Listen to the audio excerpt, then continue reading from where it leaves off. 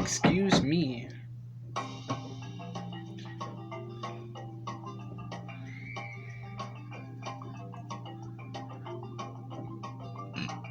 Excuse me again.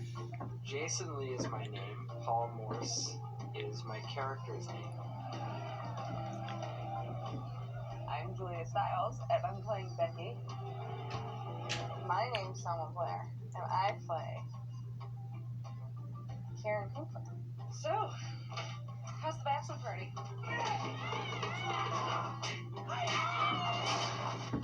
No!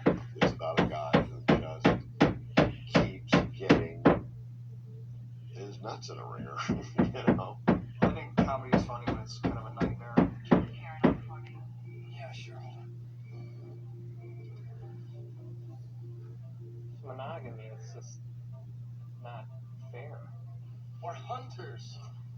It's encrypted in our DNA code. You gotta accept that, buddy. I'm happily married, I should say. I love being married. This came about, this was going to be my follow-up to Meet the Parents, which I'd done as an independent film, and I figured that was about meeting the parents, and this would be about the actual wedding.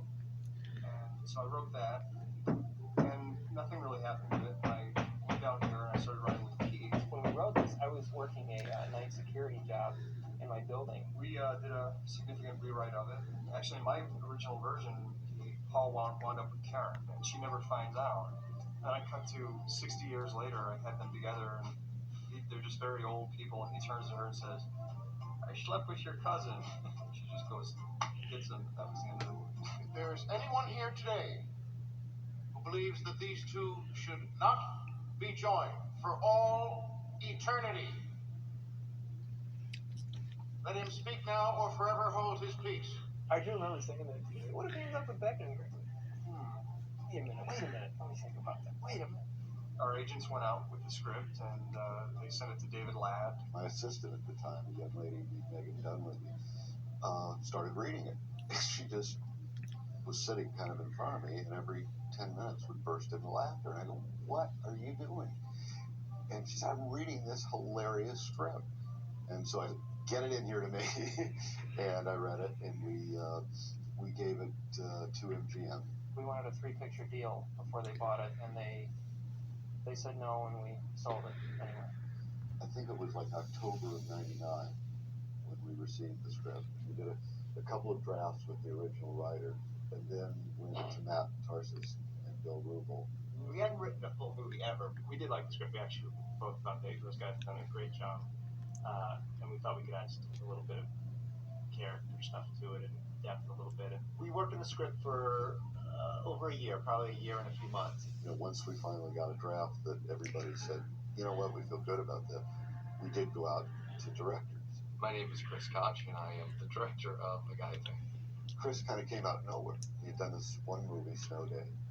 Did Snow Day, it was great, and luckily it did well, and then it was time to look for the next project, and I waited about a year and a half until I read the script, and I knew that this script just cracked me up. And there was, at the same time, there was kind of a major, well-known comedy director who was after the project as well.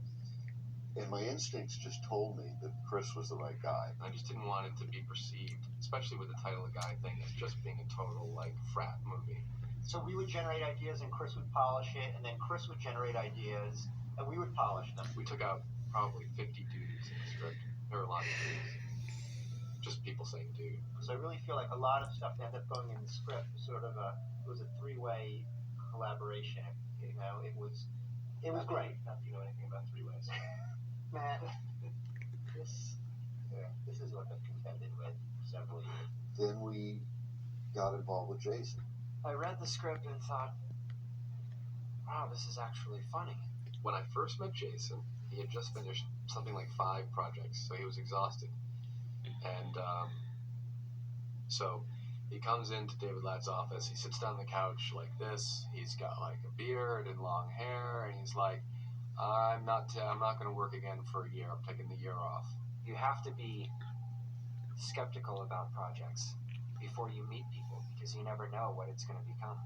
We started talking about the script, he started talking about the things he liked in it, but what his concerns were. It might be exaggerated. It might be the over the top, exaggerated, unrealistic teen comedy.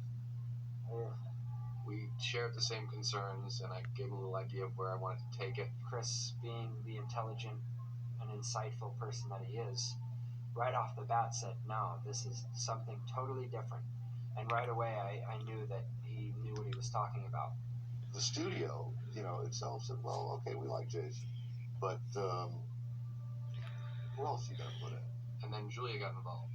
Chris Koch sent me the script, and they offered me the role of Becky, and I read the script and I thought it was hysterical. Like I was kind of like, oh, I don't know about this, but then I opened it up and I couldn't put it down because I was literally like guffawing out loud, and that never happens when you just read a script. And I also really liked Jason Lee's work, and he had already been cast as Paul. I mean, she just came out of nowhere, and all of a sudden we had Becky.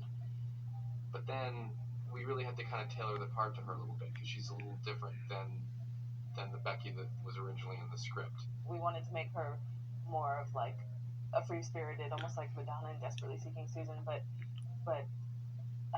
not just like the typical love interest. It helped shape the movie as the Paul and Becky love story a little bit. And it really became a green light picture when Julia became involved.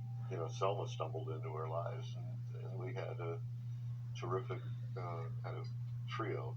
Who is Selma Blair and why am I in this movie? Selma was one of the original Little Rascals. So she should actually be in her 80s or early 90s now, but she's had so much work done that you can't tell. I met with Chris Koch, and he's the funniest darn fellow in the world.